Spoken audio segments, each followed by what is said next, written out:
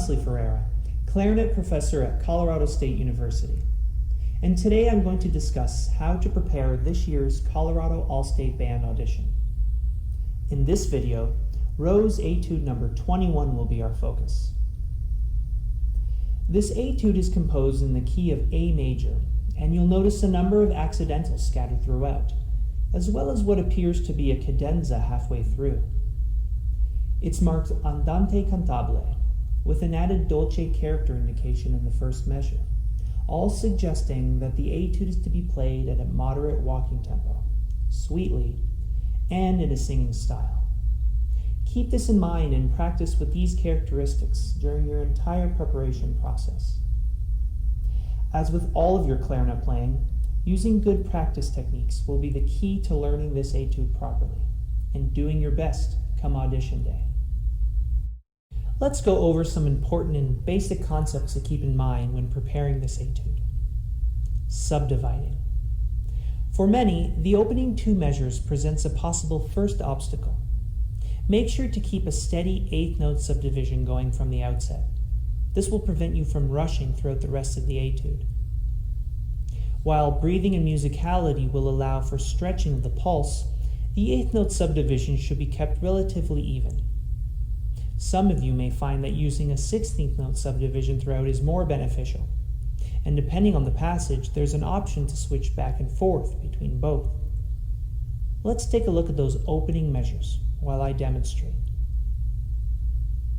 With my metronome on, and mind you, at a slower marking than my final tempo, I will make every note in the first measure sound an eighth note. This requires that I turn the opening dotted quarter note into 3/8.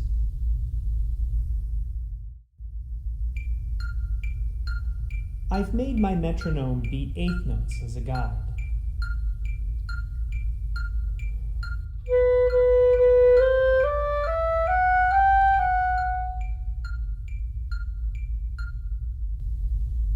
Because of the double dotted quarter note, G sharp, in the second measure, I will switch my subdivision into 16th notes so that I know exactly where to place the F sharp in rhythm.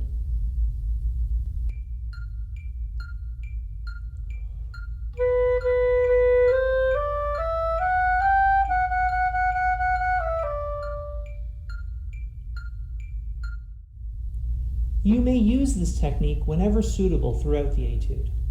As a general rule, your subdivision of any long note is determined by the note value of the following note. Performing this etude in character is going to be another very important aspect of your performance. Use continuous air support, light fingers, and play with your very best tone to achieve the dolce characteristic. I always tell my students that to play with continuous air support means that your air is always moving out of you, down the tube of your clarinet, and out the bell. Achieving the dolce characteristic in this etude also means that your breaths need to be silent, and any articulation should be played legato. This includes the 4 16th notes at the end of measure 12 and 14. The marking of staccato articulations underneath a slur often means that the composer would like length on those notes. Finally, your tempo should be an andante, which loosely translates into a moderately slow walking tempo.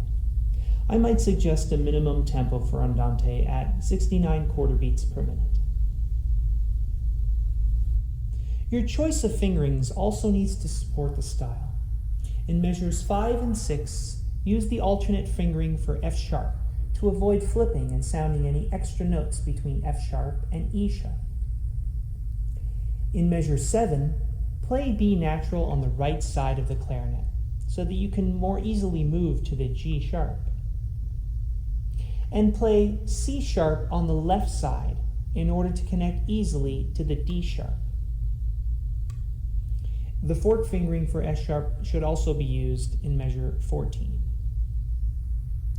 Now there are 2 measures in this etude where an advanced rolling technique will allow for a smoother connection between notes, keeping with the dolce character. In measure 5 and again in measure 14.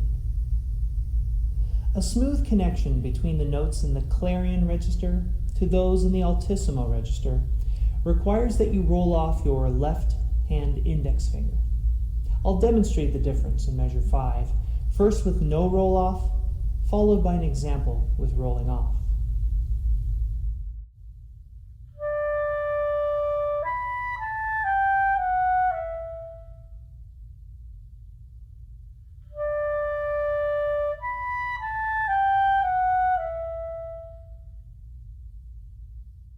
This rolling off technique may not come easy for some of you. Keep your air moving. This will help. And as with everything, patient practice will allow you to achieve success. Now, a final word about style. To achieve the cantabile or singing style, you should perform with a sense of playing outward. Continuous air support, the type that I spoke about earlier, is key, and use the dynamic indications to your advantage.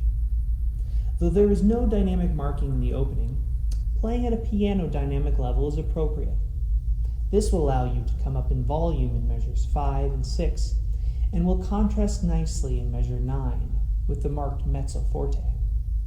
I'll remind you, though, that P in piano does not stand for puny.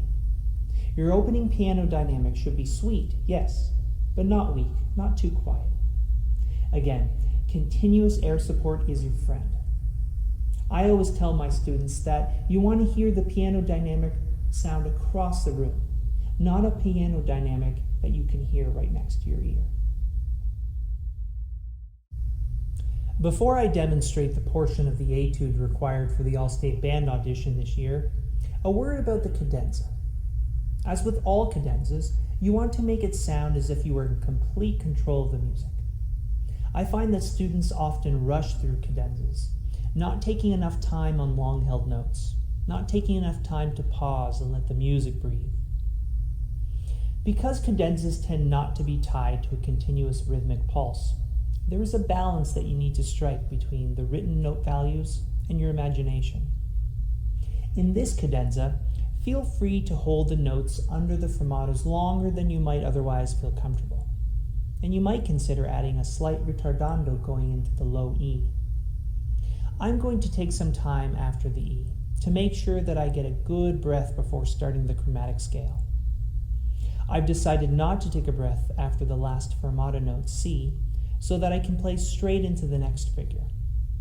I do think that it's important to play measure 17 in the original tempo, since the cadenza likely ends there.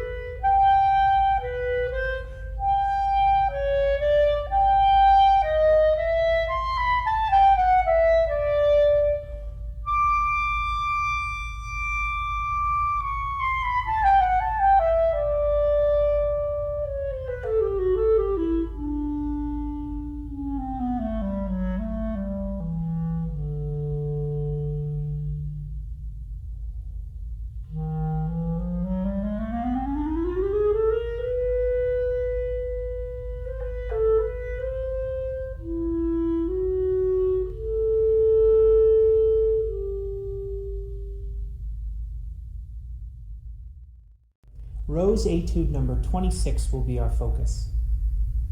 Upon first glance, you'll notice that it is quite technical, and the Allegro Furioso marking suggests that this etude should be performed quickly and with great energy. As with all of your clarinet playing, using good practice techniques will be the key to learning this etude properly and doing your best come audition day.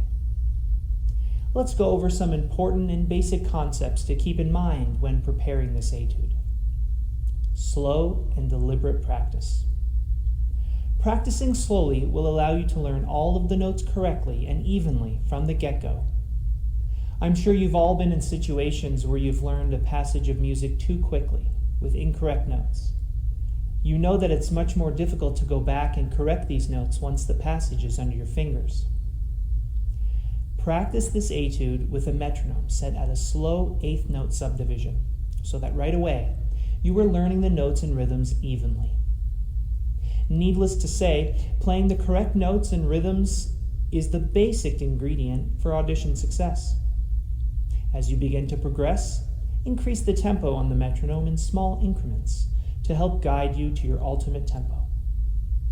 Now, when I say deliberate practice, I mean that it is important to learn the music with the correct articulations, fingerings, and a sense of musical style.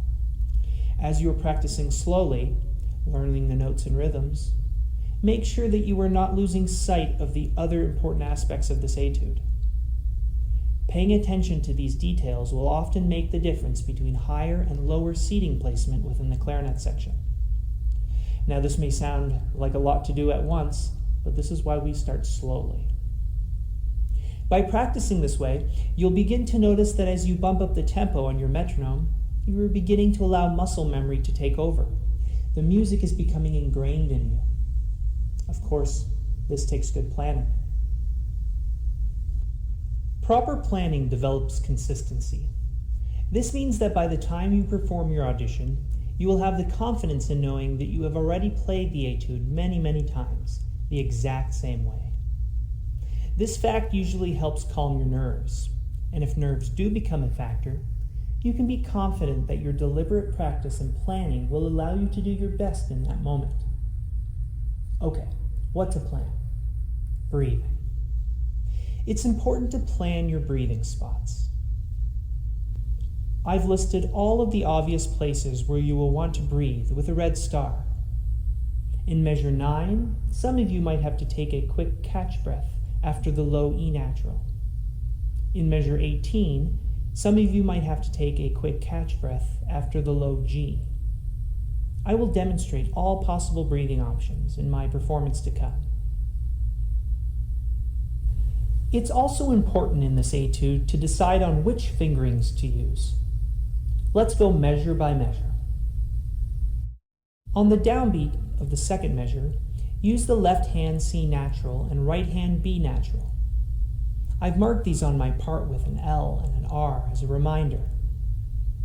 You will also want to use the left hand C natural in measure 3, measure 10, measure 15, 19, and measure 20. As clarinetists, we always want to avoid flipping and sliding between keys, and the passage in measures 4 and 5 is a good example of where planning will eliminate these awkward fingerings. In measure 4, it's necessary to use the side E-flat key on those notes before the C natural. And to avoid the blip of an added or extra note that we sometimes hear when flipping between notes on the clarinet, I would suggest using the side F sharp in measure 4 and the fork fingering for B natural in measure 5. I'll demonstrate slowly.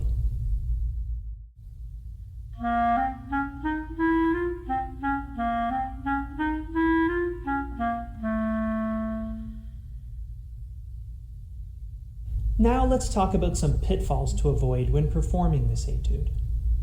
We always want to guard against rushing, so make sure to keep a steady tempo in measures 3, 7, 13, and 15. You want to avoid the tendency to rush these descending broken arpeggio chords. Emphasize the first 2 notes. Make sure that you can hear them clearly. This will help to avoid rushing. And also remember that when practicing, the metronome is your friend. I often tell my students that you will always sound like an 80% better clarinetist if you can play with a full tone, backed by a lot of air support. This is especially true in pieces of music that require a lot of finger technique, like Rose's Etude number 26. Again, in order to achieve success in this regard, practice with full tone and a lot of air support right away when first learning the piece. Remember, it's during the initial slow practice phase when you want to create consistent habits in your playing. Start by playing the etude all slurred so that you can more easily hear the connection between the notes.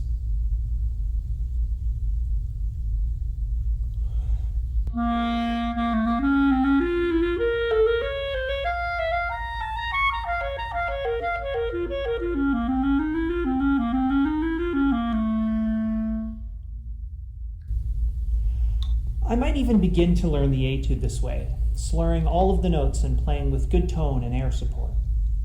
The entire etude is marked with a forte dynamic, so please, exhale with fast-moving air. Next, we add the articulations to this passage. It's important to have a lot of energy in measures 2 and 3 on the repeated notes. The first note should act like a springboard to the next. While keeping in mind the continuous air support that I first performed with, I'll now add in the articulations as written.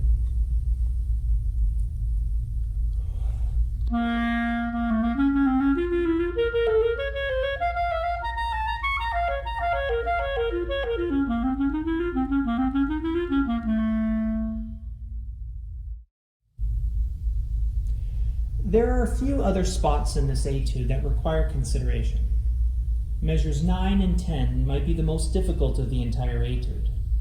The quick leaps from the Chalumeau register to the high clarion register should be worked on slowly, with something that I call finger first. I'll demonstrate. First, practice articulating the bottom note. You'll notice that in order to make this note sound, you need to remove your tongue from the reed and then place it back on.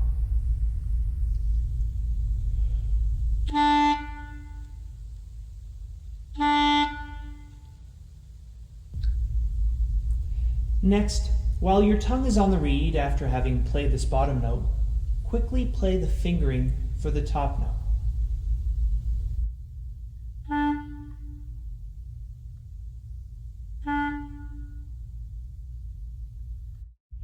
Once you have the fingering for the top note in place, you remove your tongue from the reed to make this top note actually sound. What we are doing here is using the finger-first technique to train your fingers to move quickly and automatically between these two notes. The automatic finger-first connection is the most important aspect to practice in this passage. Putting this all into context now, I would recommend practicing measures 9 and 10 the following way. First, practicing slowly, pause after the finger-first connection, then continue. I will leave a large gap in sound between these two notes, and then gradually I'll narrow the gap.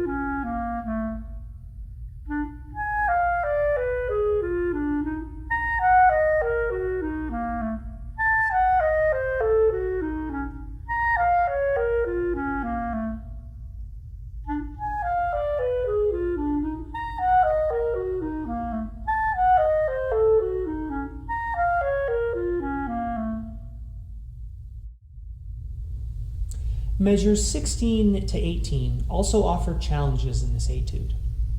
Bring out the descending notes in these measures. Play them alone so you can get them in your ear.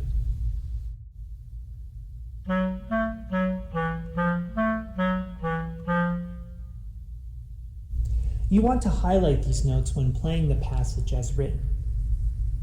I also want to point out that as you're learning this passage, practicing slowly, pay attention to whether you are playing with any tension in your fingers or anywhere in your body for that matter. You will play with your best tone and best technical capability when playing with relaxation. As you bump up the tempo on your metronome, maintain relaxation. If you start to feel tense, you may not be ready to move to a faster tempo. As I pointed out earlier, practice this etude the same way at every tempo. This means being relaxed at every tempo. It will build consistency that will reward you during performance. Finally, let's talk about how to play that grace note before measure 17. Place it before the downbeat, the open G. In order to do this, we need to take a little time away from the preceding C natural. It's almost as if you want to think about rushing the C natural to get to the low G grace note. Practice measure 16 slowly. Become comfortable playing the grace note and landing on the downbeat of measure 17 in tempo.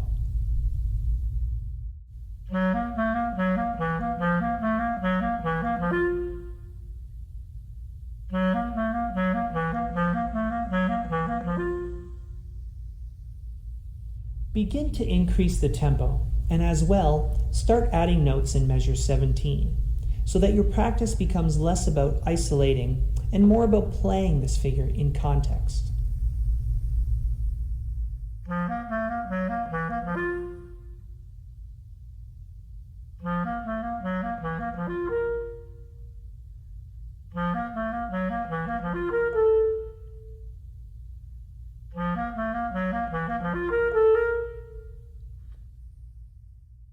Before I demonstrate the portion of the etude required for the All-State Band audition this year, a word about tempo.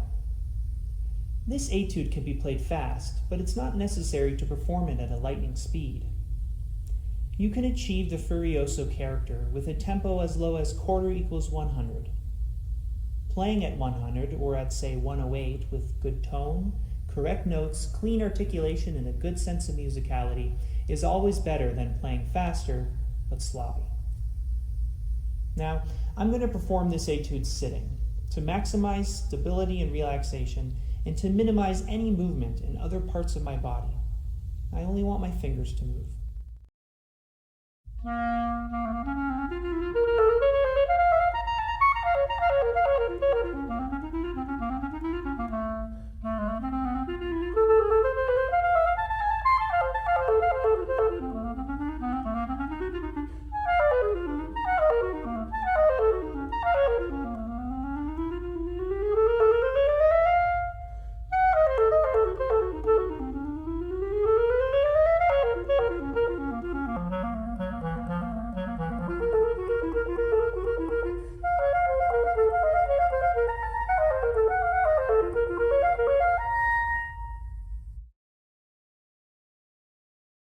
It's been a pleasure sharing my thoughts on this etude. If you have any questions, please feel free to contact me anytime. I hope to see all of you at the All-State Band weekend this year, and even at the various honor bands in our state, many that use this same etude. Good luck with your auditions.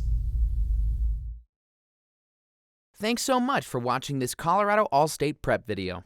If you have any questions or concerns, please visit music.colostate.edu for more information, including the opportunity to schedule an individual visit with the School of Music, Theater, and Dance.